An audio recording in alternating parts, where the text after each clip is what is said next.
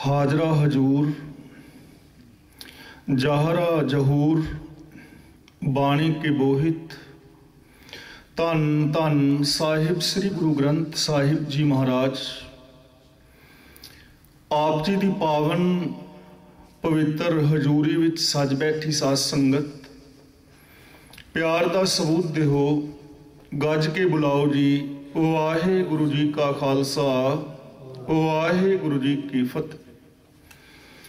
वडभागी हो जिन्ना बड़े प्यार सत्कार अदब और शरधा दे नाल गुरुदेव पिता दी पावन पवित्र हजूरी विच सज के गुरु जी दी अमृतमयी बाणी दे रस पिन्ने कीर्तन दा आनंद माणिया है।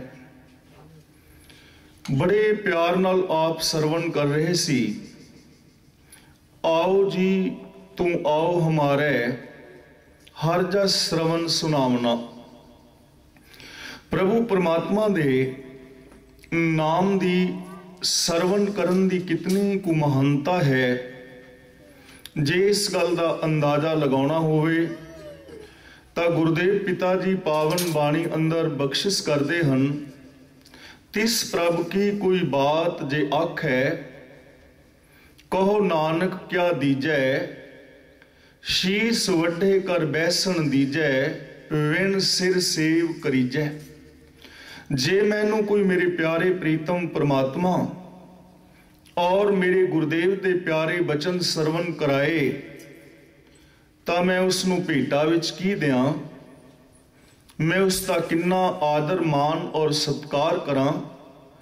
गुरु जी बचन करते हैं मैं अपना शीस वड के अर्पण कर दिया और बिना सिर तो ही उसकी सेवा करा। गुरुदेव दी पावन बाणी दे अंदर बचन आया है मत विच रतन जवाहर माणिक जे एक गुर की सिख सुनी।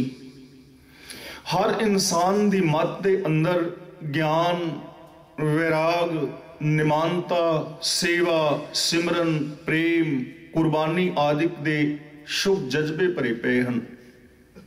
हर इंसान डॉक्टर इंजीनियर वैज्ञानिक हो सकता है। हर इंसान दुनिया का महानतम इंसान बन सकता है जेकर वो सरवण करन दी जाच सीख ले। धर्म की दुनिया विच अध्यात्म की दुनिया विच जे कोई गुरु की एक पावन सिक्ख्या नू सरवण कर लवे तां अंदर जो ज्ञान वैराग निमानता आदिक गुण हैं हर इंसान दे अंदर प्रगट हो जाएंगे। जे इंसान सुनता नहीं तां ओहदे बारे असी सब जानते हाँ। सब असी धीआं पुत्रां वाले हाँ कि जदों बच्चा जन्म लैंदा है जे वो बच्चा रोवे ना तां फिर सारा परिवार रोंदा है ते जे बच्चा रोवे सारा परिवार प्रसन्न हुंदा है। जे बच्चा रो रहा है इसका मतलब वो बच्चा बोलेगा भी और वो बच्चा सुनेगा भी।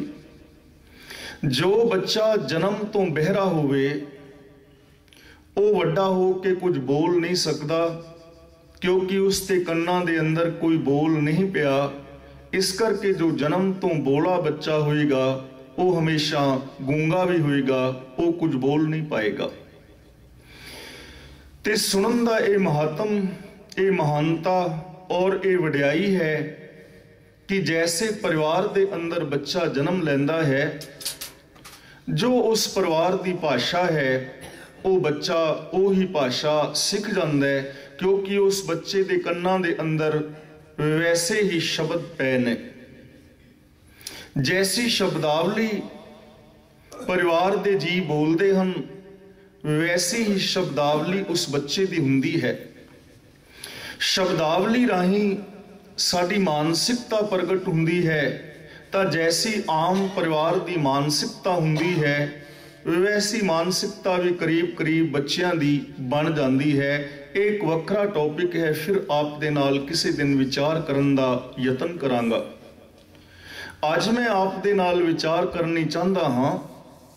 गुरु जी की पावन बाणी का वचन है दुख रोग संताप उतरे सुनी सच्ची बाणी, जिन्हां ने मेरे गुरुदेव पातशाह जी की सदा सिफत सलाह की बाणी जो सर्वदेशी, सर्व सांझी और सर्वकाली है, जिन्हां ने इस पावन बाणी नूं सरवण कीता, उन्हां दे दुख, उन्हां दे रोग, उन्हां दे ताप और संताप आदिक उतर गए। मैं देखदा हाँ आम लोग जदों टीवी ऑन करते हैं तो अज टीवी के उत्ते या आम क्लासां विच परसनैलिटी डिवैलपमेंट के कोर्स कराए जाते हैं। Way of life, art of living, ऐसे अनेकों कोर्स प्रचलित ने। फिर एक कोर्स करने वास्ते आपनों 5,000 रुपया शुरू विच, उस तो बाद 10 और 15 यानी 20, 25, 30,000 रुपये तक इस कोर्स के आम ले जाते हैं। तो इन्हां कोर्सां दे अंदर जो लोग परसनैलिटी डिवैलपमेंट आदि का कोर्स करते हैं, बिना शक तो ये निरर्थकता नहीं। लोग बनावटी बोलना सीख जाते हैं, बनावटी हासे सीख जाते हैं, बनावटी तौर पर किस ढंग के नाल रहना है आम मनुख सीख जाता है। पर अंदर दियां चिंतावां और अंदर दियां परेशानियां मनुख दे अंदर उस तरह ही बनियां रहिंदियां हन। मैं आप दे नाल एक सांझ पानी चाहता हाँ। साहिब श्री गुरु नानक पातशाह जी की पावन पवित्र बाणी जपजी साहिब, जिस दे अंदर बड़े प्यारे बचन आए हैं। नानक भगतां सदा विगास, सुने दुख पाप का नाश। गुरु पातशाह की पावन बाणी ऐसी है, जे इस पावन बाणी नूं सरवण कर लिया जाए तो जिंदगी दे अंदरों पाप मुकते हैं, जिंदगी दे अंदरों दुख, चिंतावां और परेशानियां, झोरे काड़े अंदेशे मुकते हैं और जीवन अंदर सदा विगासता आउंदी है। चढ़दी कला, एक फुल दे खिड़ाव वाला जीवन, ऐसा जीवन चाहे देग अंदर उबल ना पवे तां भी आदमी आनंदित है, जे किते खोपरी लुहाई जा रही है तां भी मनुख आनंदित है। यानी चढ़दी कला वाला और विगासता वाला जीवन गुरु पातशाह की पावन पवित्र बाणी सरवण करन दे नाल ही मिल जाता है।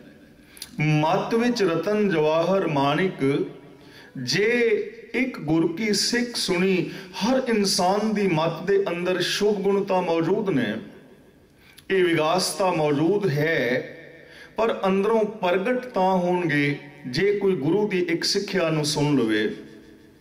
बोड़ दे हर बीज दे अंदर बोड़ मौजूद है, लेकिन महानता उस बीज नूं मिलदी है जो अपने अंदरों उस बोड़ नूं प्रगट कर लवे।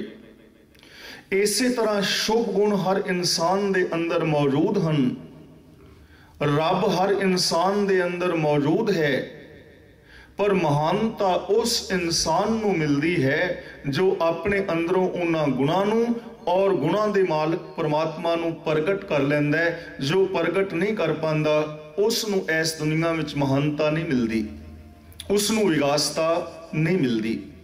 तां बिने करां साडे अगे एक सवाल पैदा होएगा कि सुनन दे नाल दुखां पापां दा नास हुंदा है, सुनन दे नाल जवाहर माणिक आदिक शुभ गुण मिलते ने, सुनन दे नाल दुख रोग पाप संताप उतरते हैं, पर असी रोज सरवण करते हाँ, साडे दुख रोग पाप संताप क्यों नहीं उतरे?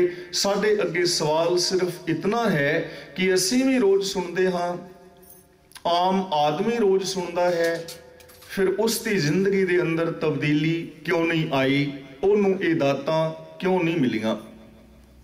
तो मैं अपने विचार आप दे नाल आरंभ करा, गुरमत विचारां साझियां करा। उस तो पहला एक बेनती करनी चाहांगा कि सुनना एक आर्ट है, सुनना अपने आप दे अंदर एक साइंस है। सुनन दी समर्था, सुनन दी कला सारियां नूं नहीं मिलदी। जिन्हां नूं सुनन दी समर्था मिलदी है, ਜਿਨ੍ਹਾਂ ਨੂੰ ਸੁਣਨ ਦੀ ਕਲਾ ਆਉਂਦੀ ਹੈ, ਉਹ ਇਨਸਾਨ ਵਾਸਤਵ ਦੇ ਅੰਦਰ ਆਪਣੇ ਅੰਦਰੋਂ ਦੁੱਖਾਂ ਪਾਪਾਂ ਦਾ ਨਾਸ ਕਰ ਲੈਂਦੇ ਹਨ। ਤਾਂ ਸੁਣਨ ਦੇ ਅੰਦਰ 3-4 ਰੁਕਾਵਟਾਂ ਹਨ। ਇਹਨਾਂ 3-4 ਰੁਕਾਵਟਾਂ ਨੂੰ ਜੋ ਇਨਸਾਨ ਦੂਰ ਕਰਕੇ ਸਰਵਣ ਕਰੇਗਾ, ਅਸਲ ਦੇ ਅੰਦਰ ਉਹੀ ਬੰਦਾ ਸੁਣ ਸਕਦਾ ਹੈ, ਦੂਜਾ ਸੁਣ ਹੀ ਨਹੀਂ ਸਕਦਾ। ਸਭ ਤੋਂ ਪਹਿਲਾਂ ਸੁਣਨ ਦੇ ਅੰਦਰ ਅੜਚਨ ਕੀ ਹੈ? आपने साहिब श्री गुरु नानक पातशाह दे जीवन दी ये साखी तां सरवण कीती है कि गुरु जी मस्जिद दे अंदर नमाज पढ़न वास्ते जा रहे हैं ते सारे लोग सिजदा करते ने, पर गुरु नानक देव जी शांत चित खड़े हैं। बाद दे अंदर जदों काजियां ने और दौलत खां ने एतराज किया कि हे गुरु नानक पातशाह, आपने नमाज नहीं पढ़ी। गुरु जी कहन लगे, मैं प्रतिज्ञा कीती सी तुहाडे नाल नमाज पढ़न दी, तुसी नहीं पढ़ी, इस करके मैं भी नहीं पढ़ी। कहन लगे असी तां पढ़ रहे सां। तां गुरु साहब कहंदे ने, ऐ काजी, तन तां तेरा सिजदे कर रहा सी, पर जिस मन ने खुदा दी हजूरी विच रहना सी, जिस मन ने खुदा अगे समर्पण करना सी, सिजदा करना सी, वो मन तां घोड़ी दी वछेरी पिछे है। ए दौलत खां, तन तां तेरा मस्जिद में जरूर है, पर तेरा मन तां काबल कंधार दे अंदर घोड़े खरीद रहा है। ये मस्जिद वाली समस्या गुरुद्वारा साहब विच भी आउंदी है। तन तां गुरुद्वारा साहब विच है, तन तां गुरु दी हजूरी विच है, पर जिस मन ने गुरु दी पावन बाणी सरवण करनी है, वो किथे है? सवाल केवल इना है। तां जरूरी नहीं कि जिस दा तन गुरु दी हजूरी विच है, ओदा मन भी गुरु दी हजूरी विच होए, तां ये कोई जरूरी नहीं है। तां सुनन दे अंदर सब तो पहली अड़चन ये है कि तन तां सुन रहा है, पर जिस मन ने सुनना सी, वो किते होर उडारियां लगा रहा है। ते बेनती करां, जे ध्यान जां मन सुनन विच नहीं तां आदमी कुछ भी सुन नहीं पांदा।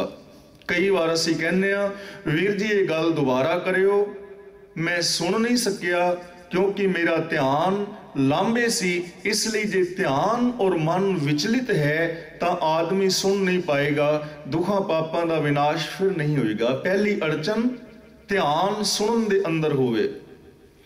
दूजी अड़चन सुनन दे अंदर यह है, वक्ता बोलता है और श्रोता सरवण करता है, पर सुनदियां सुनदियां श्रोता हुण ये कह रहा है कि ये वक्ता बोलन वाला इथों गलत बोल गया है। ਇਹਦਾ मतलब कि हुण श्रोता सुन नहीं रहा, हुण वो जजमेंट कर रहा है, हुण वो जज बनया हुआ है। दूजी अड़चन ये है, साइंस है सुनना एक। हुण असी सोच रहे हाँ कि वक्ता गलत बोल गया है या ठीक बोल गया है, इसका मतलब आदमी सुन नहीं रहा, हुण आदमी जजमेंट ले रहा है, निर्णय ले रहा है, और निर्णायक बनया हुआ है, वो हुण श्रोता नहीं रहा।